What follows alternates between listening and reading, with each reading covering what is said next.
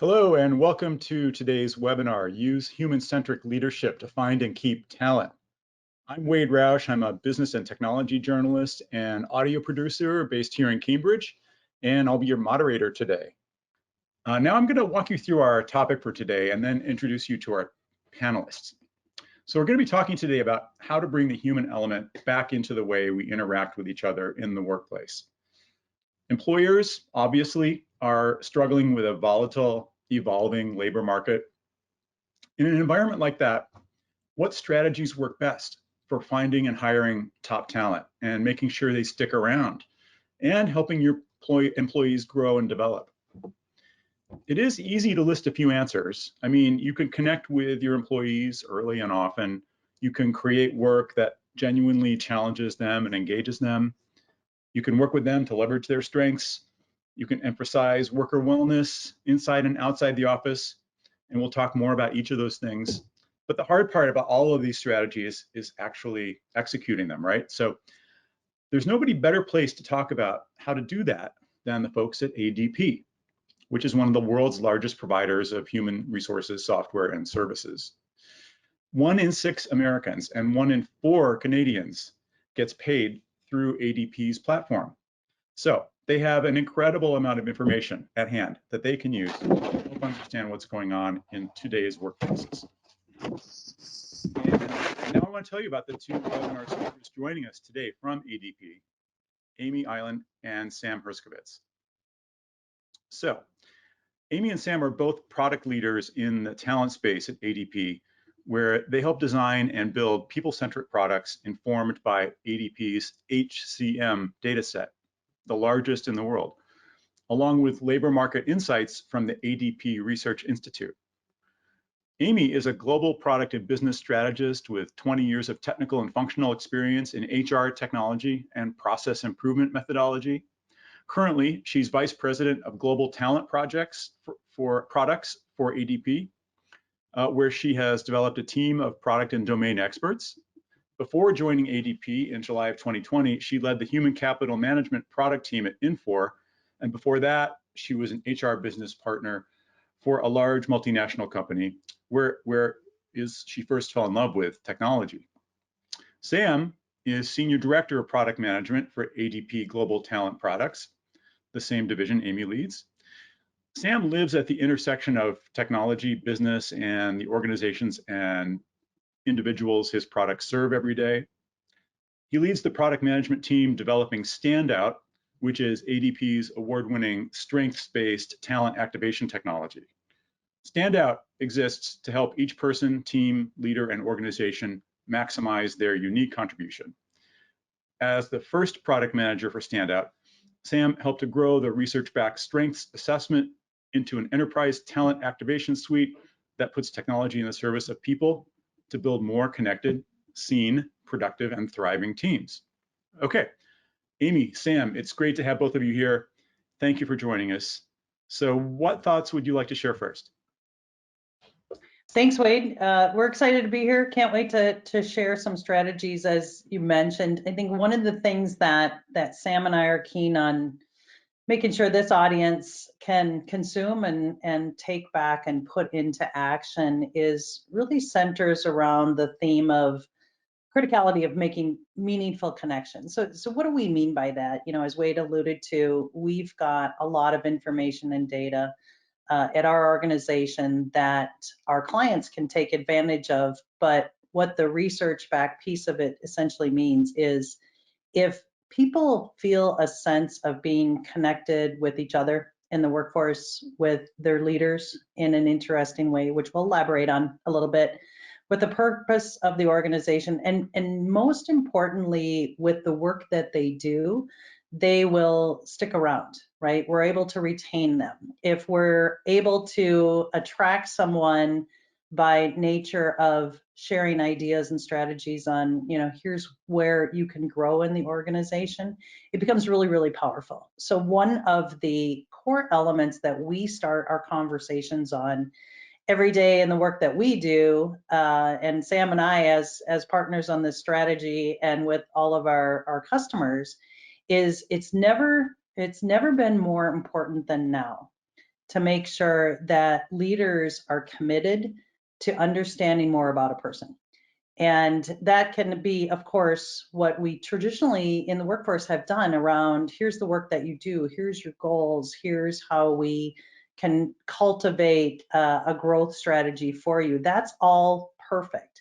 But what we need to do now more than ever is we need to make sure that we engage people in a way that helps them gain trust with us, with their peers, their peers and their leaders, and most importantly, have a sense of purpose and things that they do. So a couple of things that we've done is through the research and conversations with many people that are on this webinar is know as much about the people you work with as you can.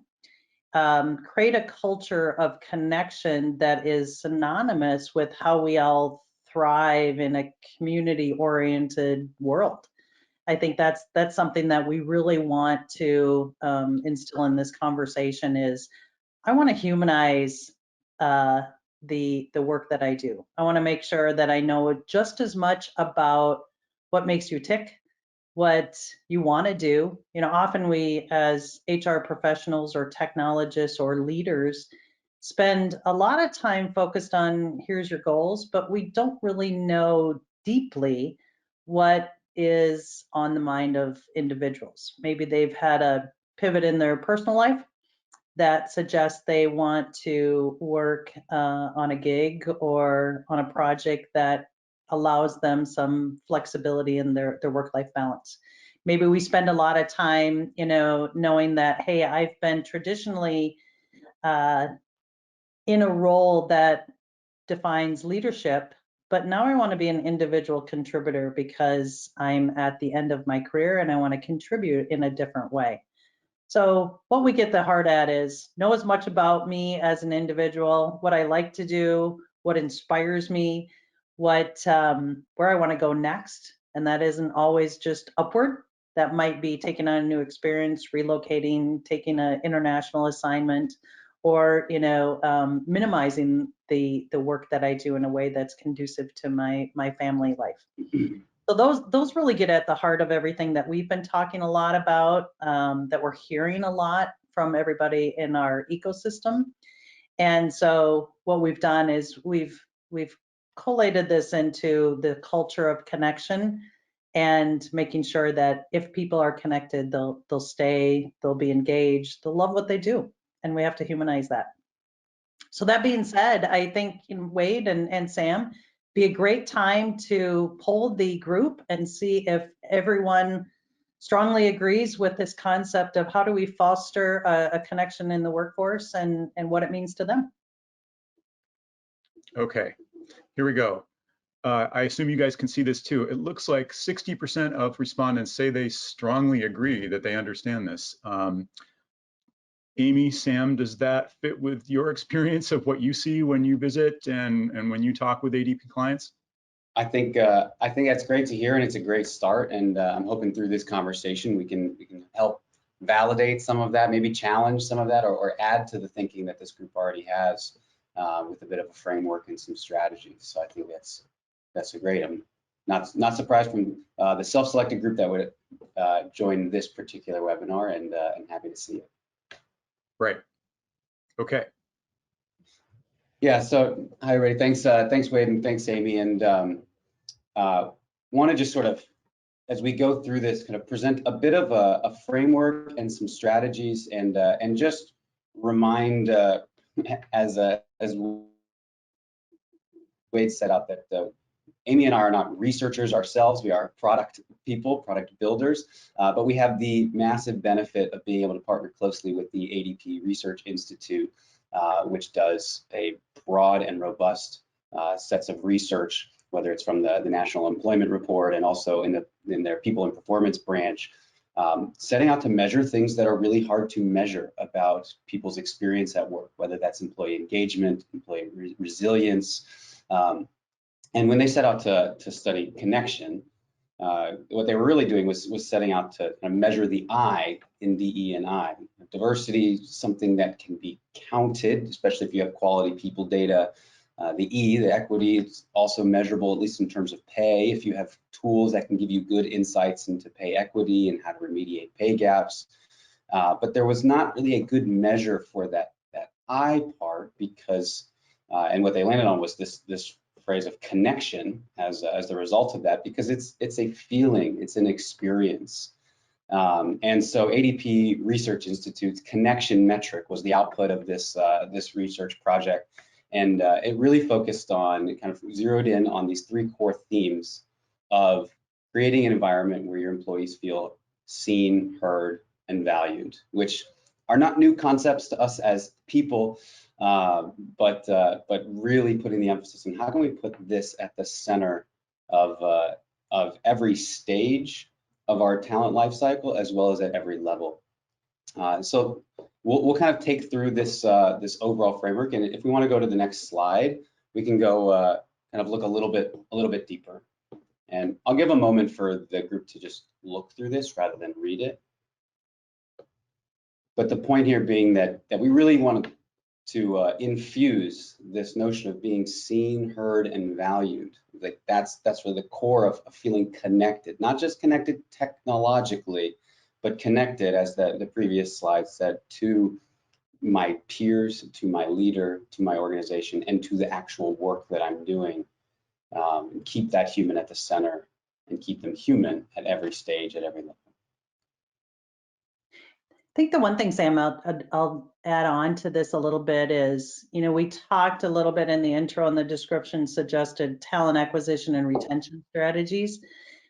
We're seeing people are looking for this. If they are having conversations about joining your organization, or they're within your organization and they're talking about, hey, what's next for me, is they really want to see proof statements and signs and experiences around, am I going to get this if I join your organization? Am I going to be able to contribute in a way that there's a sense of purpose for me, but most importantly, a sense of purpose as I contribute to the organization? So we anchored on these intentionally, because we feel that it meets the summarized view of what people look for, no matter where they are in their stage of contribution in the workforce.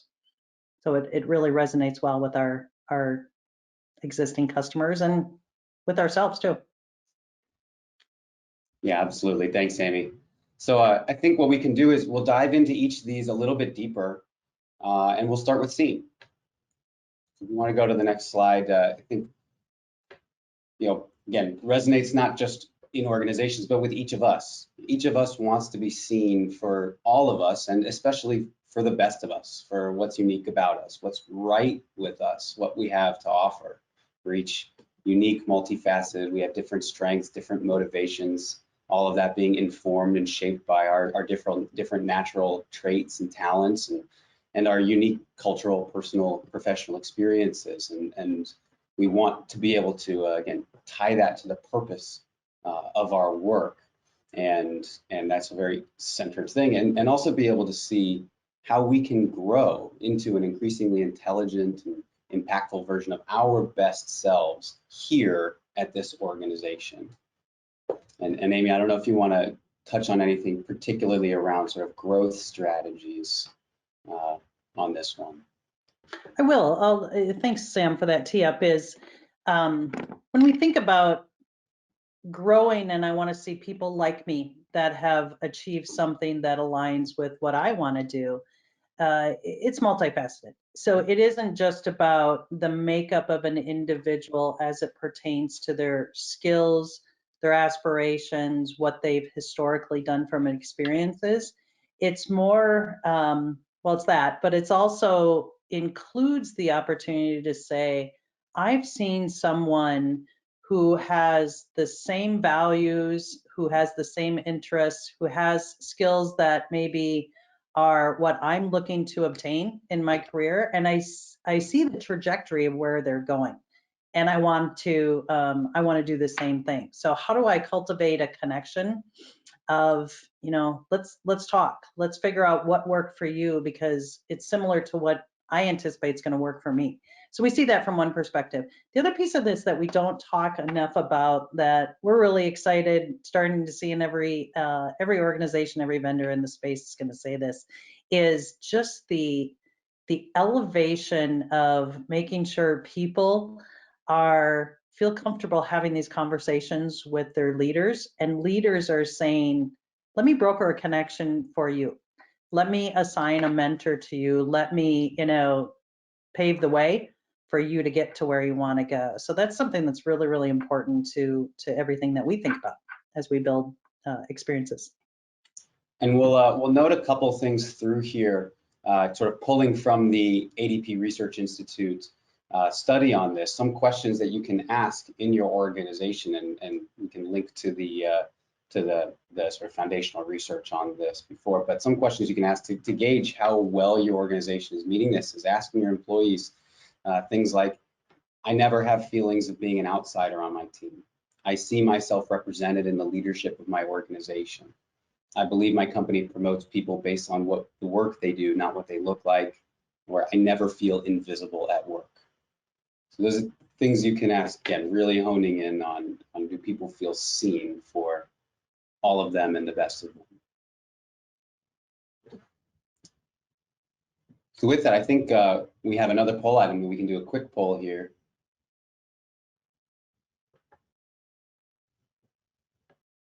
Okay, interesting. So this one's a little more spread out. Not everyone agrees that their employers can see how others like them are succeeding. So maybe that's a challenge that some employers need to keep working on, Sam or Amy. I'll jump on this one, Sam, and then you can add to it. I'm actually not surprised with this. This continues to be, I'll call it an opportunity for us as leaders and as organizations, is that number one thing that we constantly hear is, what's in it for me, right? Why should I join your organization, or how are you going to help me feel a sense of how I contribute and purpose, as I talked about? But then what? It seems like we put so much emphasis on attracting people, and then we don't have, kind of an equal emphasis on let's cultivate their career growth once they join the organization or once something about them changes. So this is a key part of our strategy to make sure, we're creating experiences that gives everybody visibility every single day into opportunities that, align them. I have skills that, I choose not to highlight anymore as I'm showing my best self, because I want to do something different. So how do we do that? How do we say, here's what you want to do? And the career path progression is really lacking in, it's trusted. I see other people, as we mentioned, that have taken a path and they've proven to be successful. But we as kind of an environment and a culture really need to spend more time and energy on this. So we'll talk a little bit about this, and Sam will elaborate on it when we get into, how do we do this? How do we actually put this into action? Absolutely. Okay, let's touch on feeling heard for a little bit here. So, in being heard, making sure your employees feel that their opinions and experiences matter. Some of the questions you can ask your employees, again, referencing the ADP Research Institute, is I feel safe having spirited debates with my manager. I can speak freely without fear of retribution. When I share my opinion, I feel heard. I can let my guard down with my team. And what this really speaks to is how hearing from our people, hearing from your employees, it happens on a number of different levels. So first, at the largest scale, or wide, the ability to ask and listen to your employees about their experiences on a wide range of topics, giving input and feedback on how things are going, what it's like to work here, what it's like to experience various things.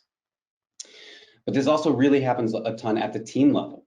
So how can we encourage teams to have more meaningful conversations on their teams about what it's like to be on this team? What are our strengths and values as a team? What does the future look like as a team? What are each of us experiencing inside and outside of work?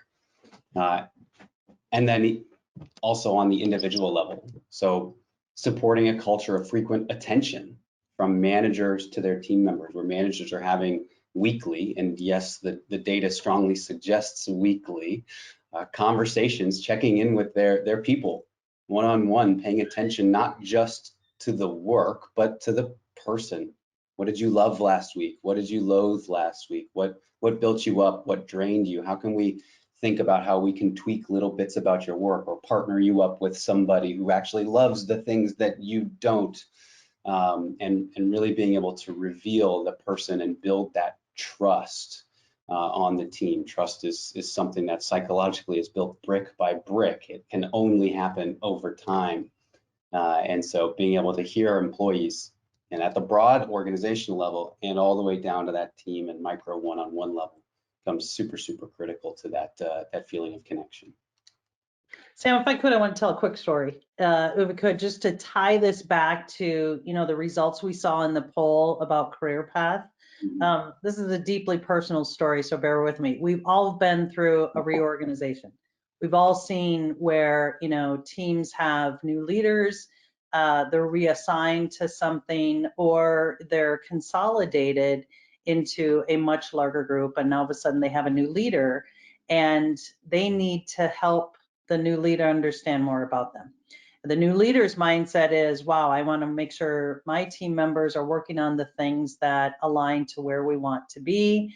And I want to understand, do I have the right talent and the right skills, on my team in order to achieve these results? So one of the things that we've been spending a lot of time thinking about, and our customers are hungry to obtain, is often we put so much emphasis on measures and metrics and data into dashboards and intelligence, whatever, that suggests something, but then we don't follow it up with, why is this happening? And here's the story I want to tell you. We can suggest that somebody might be at risk of leaving an organization because we curated and we've analyzed all this data to be able to say, hey, Sally is at flight risk because she hasn't checked in, to Sam's point, recently. Her performance pulse is trending in a less than desirable way. She's not taking advantage of learning courses, these type of things. And immediately as leaders, we think, wow, I need to find a better spot for Sally. But what we're trying to do is saying, show me more about Sally and the current situation so I can get her to the right place. And here's an example. Sally's at risk of leaving. I'm looking at Sally's information in preparation of this conversation, building this connection, coming prepared. And I come to find out Sally's ready to get promoted. She's done she's achieved what she set out for some time. She's 3+ years in the role and she's bored. So she's ready to make a move. If I didn't have that information, to be able to come into the conversation and have some empathy and some desire to cultivate a better path for Sally, I might make the wrong move. And I might, lose a very talented individual. So in the interest of time, I'll stop the story. But I wanted to tie that back to career growth, is how important it is to make sure that we come in to the connection of having the conversation in an informed way.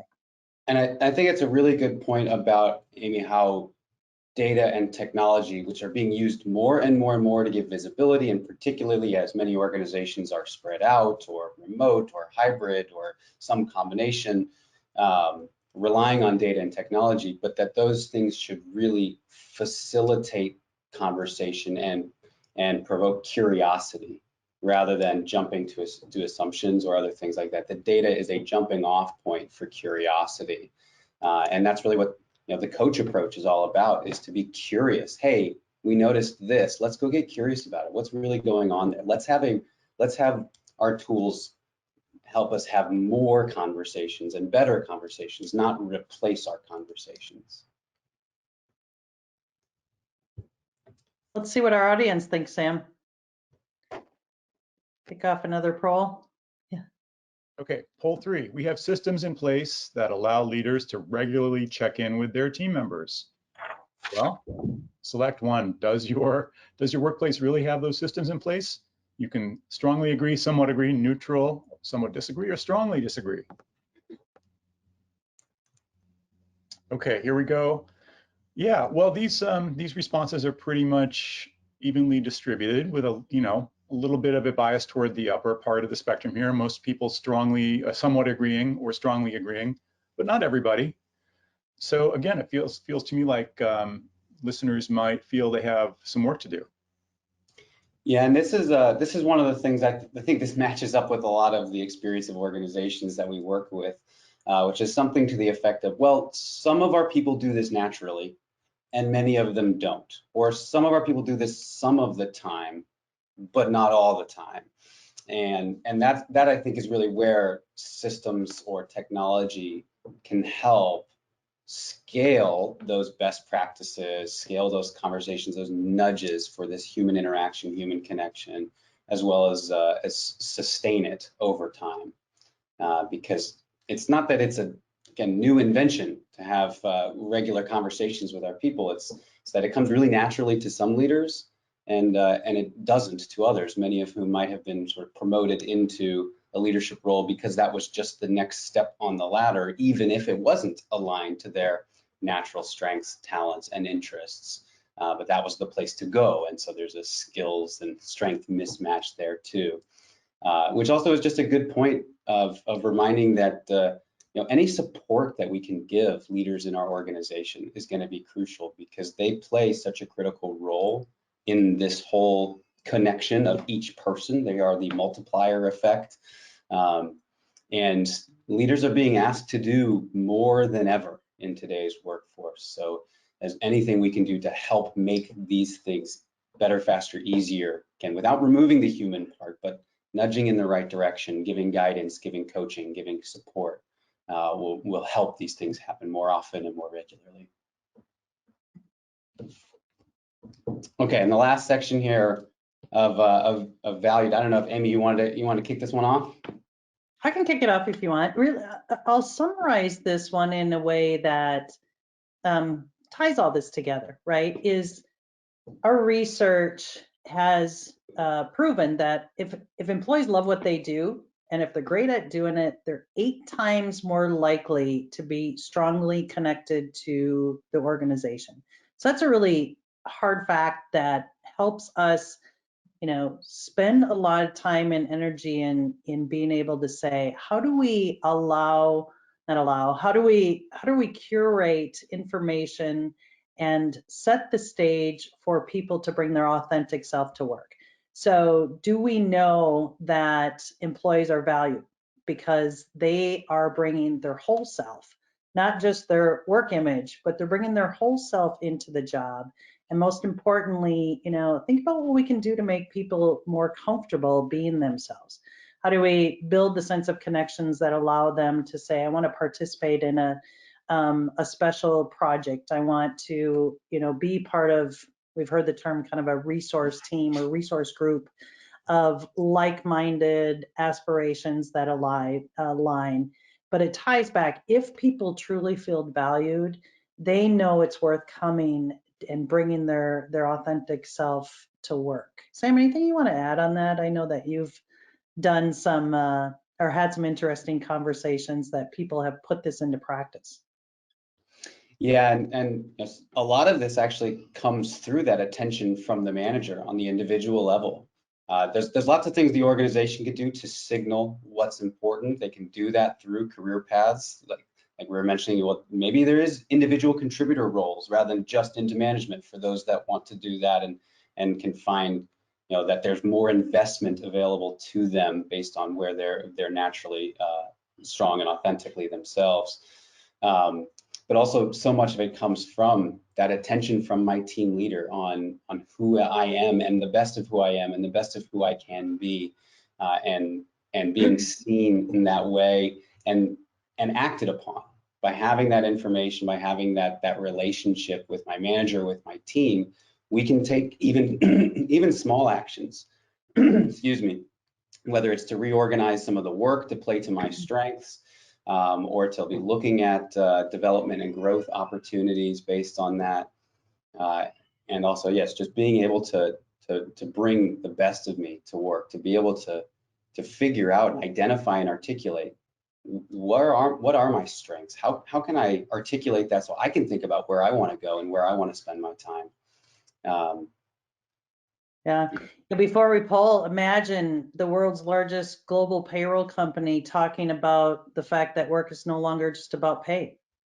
Is that, we're really emphasizing, and everyone's going through this change cycle about creating and building something that, helps people find some ways that they can contribute that really align with who they are. We're deeply humanizing that. So that being said, let's go into the next poll. Are we creating work that aligns with what people are good at, and most importantly, what they want to do, what they love? Great. Let's give people about 45 seconds for this one. Okay. A lot of these are shaping up similarly. A lot of people landing on somewhat agree, but still some people with doubts there down in the somewhat disagree, strongly disagree. That doesn't surprise me, because I imagine a lot of employers have trouble figuring out how to align what needs to get done with what employees actually want to do. Yeah, and I think that's one of the things that speaks to the challenges of trying to solve everything from the bird's eye view of the sort of center of the organization. And there are things that can be done there around frameworks of work and things like that. But so much of this happens at the local level. When you ask individuals whether or not they feel like they have agency over aligning their work to their strengths, many of them agree. And same with team leaders. Sort of that local team leader and team, they know best what the work is on the team, whether there's overlap of roles, what the makeup is of the team, and if they can understand their team strengths and where each person shows up, and that their uniqueness is a feature, not a bug. And I like to say that the team is well-rounded precisely because the people are not. It really happens a lot at that local team level, which I know is hard for organizations to hear sometimes, because we want this sort of sense of control or being able to help from the center, but there are limits to it. And so again, enabling the teams and the individuals and the leaders to be able to have access to this, articulate this, and have these conversations allows them to make small tweaks within the bounds to align work to strengths. Very good. Wade, I'll summarize this. We definitely want to leave time, ample time for Q&A. So let's summarize this that Sam and I have talked about. Really, one of the things that drives us every day is we want to learn more about creating capabilities, which equates to what is the experience and what's the information that you have, right? How do we present digital experiences and capabilities to help you thrive at work? Second part on activation, what this essentially means is that we're able to support a person in how they want to bring their best self out, whether they're applying to a job, they're looking for career growth, they're becoming a leader, they are a leader, or they're looking for a change. How do we help cultivate a sense of and activate the way that they can bring their best self out? And last and certainly not least is, trusted data. We've talked a lot about information, making it smart so that people can use information to make the best decisions, but trusting that to make sure that I have the best possible outcome for my people. So really, one of the things that we've done, and feel free to visit the website that we've put on here, is we at ADP are thinking all day, every day, we want to provide, a way to have capabilities, activate people, and have it be intelligent enough to make smart decisions. So with that, slightly over time, Wade, I believe we're gonna hand it off to you for Q&A, correct? No, we're good. This has been fantastic. Okay. Yeah, Perfect. and I've been watching the questions coming in, and we have a bunch of great ones. I'll get to as many of them as I can. And I'll start by offering, kind of mixing a personal observation with one of our first questions. You've been offering ideals and aspirations and strategies that workplaces and employers can use. A lot of what you've been saying, it seems to me, depends on everybody to be super detached in a way, and to try and not take anything personally. So if an employee is giving difficult feedback to a boss about how unhappy they are, that boss needs to kind of like not take it personally, and vice versa, right? And so we have a question from one audience member who says, in my experience, I've never seen the kind of HR and leaders you're describing. The ones I see are always focused on their careers, not on their employees. It's an egocentric rather than human-centric approach. So let's be real. Like, how do you move from that kind of workplace where we are flawed humans toward one where people are able to put more of these ideals into operation? Yeah, I think one of the things is sort of the beginnings. And not every organization is there, but the sort of shifting expectations of what it means to be a leader, a manager, a leader of a team, whether it's a project team or more formal leadership. And in the first sense, we have organizations that we work with that have redefined, if you have these sets of interests, like this is what it means to be a leader at our organization. And if this doesn't fit what you're interested in doing, great, let's find good stuff for you to do, but don't lead teams. Because what it means to be a leader of a team is to be finding a beat, having this curious coach approach, being helped to sort of be the multiplier of the people on your team, and spending time with your team. So that's sort of one way we've seen organizations do it, is by literally changing the definition of what it means to be a leader at the organization, the expectations, as well as sort of how time is spent. So making sure that they are saying, hey, your job as a leader is to connect with your people frequently, every week. That'll vary depending on the organization, but making that a part of the job description. It's not an easy task, but that's some of the things we see organizations doing. I think we spend so much time on change management efforts around process improvement and methodology and outcomes, but this is definitely a change in mindset, to Sam's point.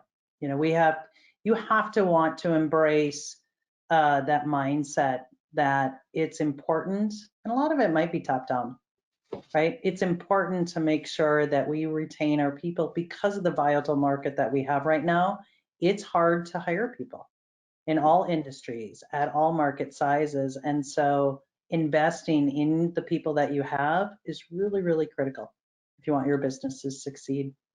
One of the things we see most powerful for our organizations we work with is if they're able to see their own data to show and make the case organizationally, hey, when leaders do these sorts of behaviors, when they're checking in regularly with their people, here's what impact that has on engagement, on retention, on these other sort of downstream impacts of business outcomes. And by being able to do that with their own internal data, they can tell that story of, it's not just because we think it's nice, it's here's how this is serving the business, which is the role of that job.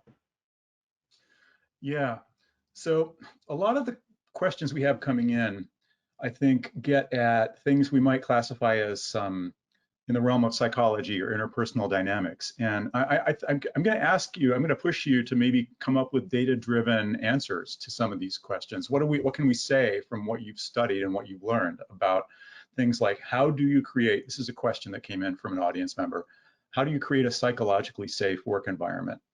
I cannot have an open conversation in my workplace, this audience member says. Well, what's a data-driven way for an employer to get around that particular problem? It's a tough one, I know. We could spend plenty of time on that. That's a lot to unpack, but go ahead, Sam. I didn't mean to cut you off.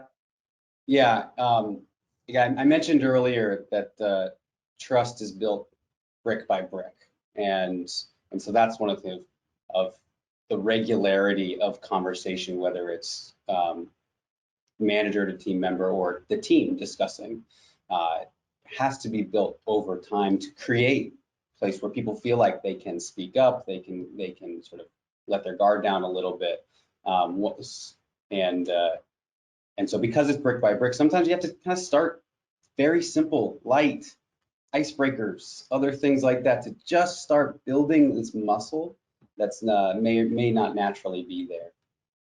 But it's definitely a challenge. Some of the practices that we've seen, sorry, did I cut you off, Sam? Go for it. Some of the tactics that we've used or we've seen customers use is definitely leadership training, without a doubt. How and why. So I quoted 8 times more likely are organizations able to retain their talent in those that feel they have a sense of connection, right? And we can elaborate on what connection means a lot more, right? But they feel safe, they can have lively discussions and agree to disagree on certain elements, but that comes with training. So leadership training is definitely a part of it. The other thing is I started this conversation around leaders and organizations have to be committed to making sure that people, it's okay to show up with your best self and it's okay to be authentic and it's okay. So it's like I said, it's a mindset change. Your organization has to embrace it, right? And go through that change cycle. Our data largely around, number of organizations that have proven this is successful. Hard facts, we can follow up too. We've got some white papers that we've done on this very topic. We didn't want to inundate you with fast facts on this one, but we can follow up to send to the audience group some of the research results as well. And one other strategy we have seen is if there's not psychological safety, say with my manager or my team, what are other avenues? And that's when it comes to the connection to my peer, to my team, to my organization, whether that's through coaches within the organization or mentors or peers or other people that I can start to have some of these conversations with that can, again, start to build that. Great. I'm going to relay a couple of questions about the structure of how jobs get created and how employees get coached once they're hired. But let's talk for a second about job descriptions. Every time I've ever hired someone, it feels like I've put as much work into writing the job description as I have into the interviews and the actual hire. And in an environment, so we have Jen in the audience asking, a job description is historically sort of a laundry list of qualifications, right, that an individual needs in order to get this job and the tasks they'll be asked to do in the role. But you're talking about moving toward a more fluid definition of a job, right, where it's built around strengths rather than around a list. And so should we be thinking differently about how we even define jobs in the first place? I'll start that one, Sam. Absolutely yes. Jen, thank you for the question too. Is we've seen a shift or a pivot to interviewing, selecting, connecting with people around what can they contribute to a team, what can they contribute with an organization, and then finding the best fit for them. So we've seen the spectrum of job descriptions that are skills-based. I need these skills or these experiences. We've seen job descriptions more about you need to execute on these particular activities or outcomes. And we've seen strengths-based, value-based job descriptions is here's the value that I can provide to the organization based on things that I've done and based on what I'm motivated to do. Those have, it's kind of all over the place. I've seen it more on mid to enterprise size organizations who appreciate the fact that in order for them to find the best talent, they're spending more, right? They're broadening the reach or casting the net a little bit wider because of what we're all facing in the talent shortage right now and the current state of the market. So they're casting it saying, wow, this person really has some unique experiences and skills. Where can I find a home for them, or how can I have them leverage their strengths to contribute in a way? So yes, we're not suggesting that is a change that every organization that's suitable for every organization, but we are sharing that we're seeing that definitely evolve. Job descriptions are morphing into something far more value-based. Cool. I look forward to applying for a value-based job in the future.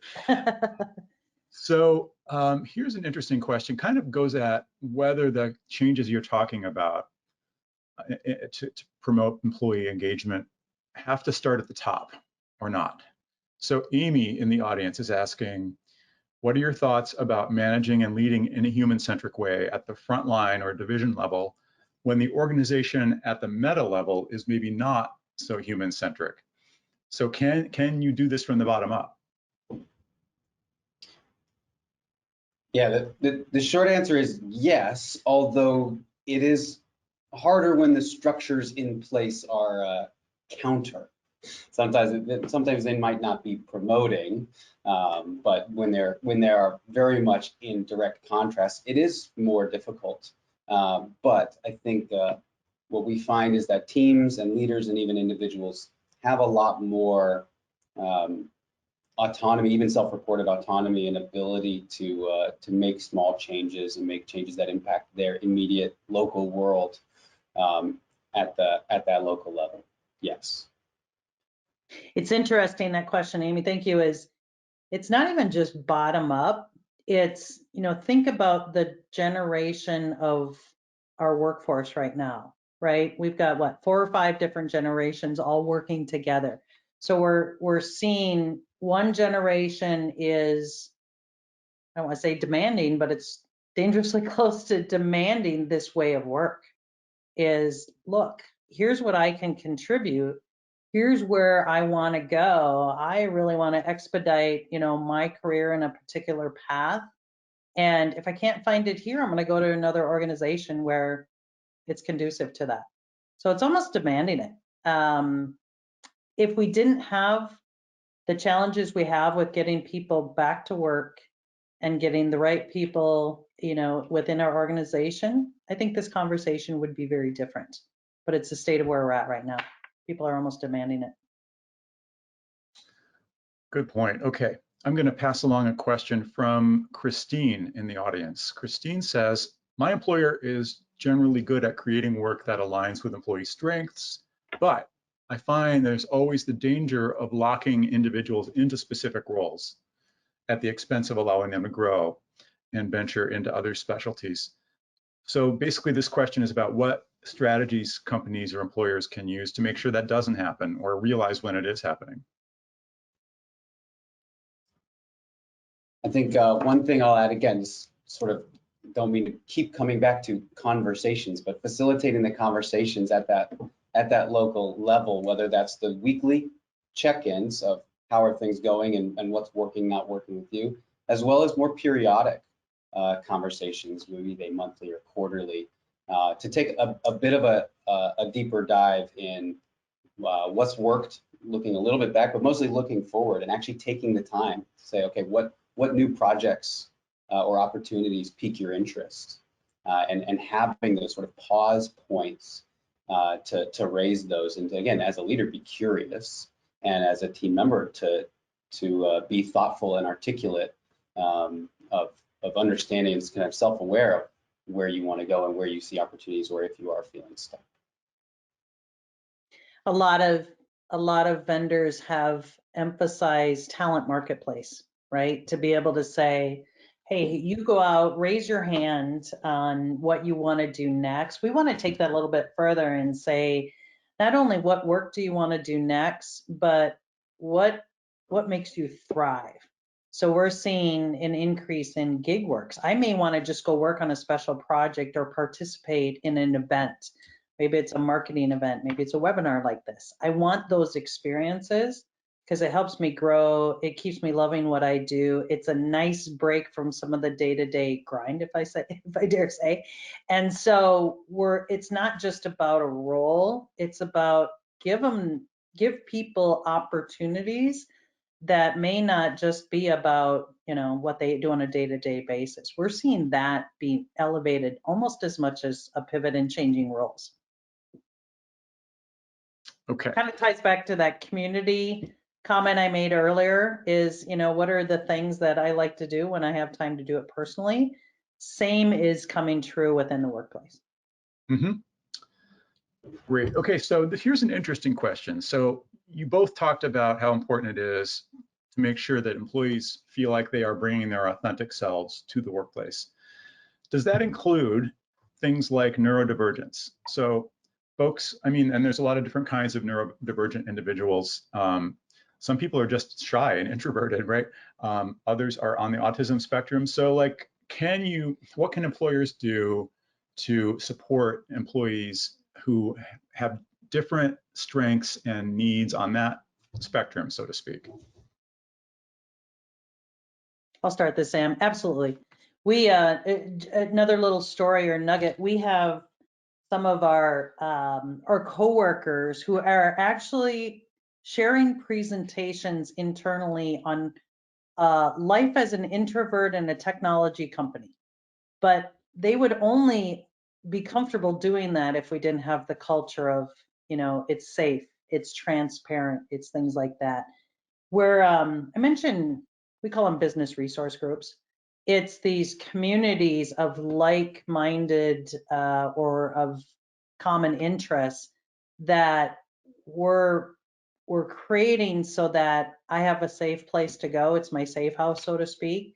But more importantly, what we're doing is we're trying to ensure that people have an opportunity to say, this is authentic me, and where can I contribute? So unless people feel like they can contribute in a way that is meaningful based on something about their DNA or their makeup or what makes them tick, then it falls down. So yes, short answer to the question is absolutely. We should be doing that with any type of special interest. We'll just call it that. And this is also one of the areas where technology can really play a helpful role here. So if we think about the sort of employee listening, whether that's surveys or other mechanisms, providing ways, anonymous or otherwise, for people to share their experience and have their voice heard in an asynchronous way. So being able to respond to a certain, and to take, I personally I really want to have time to think about things.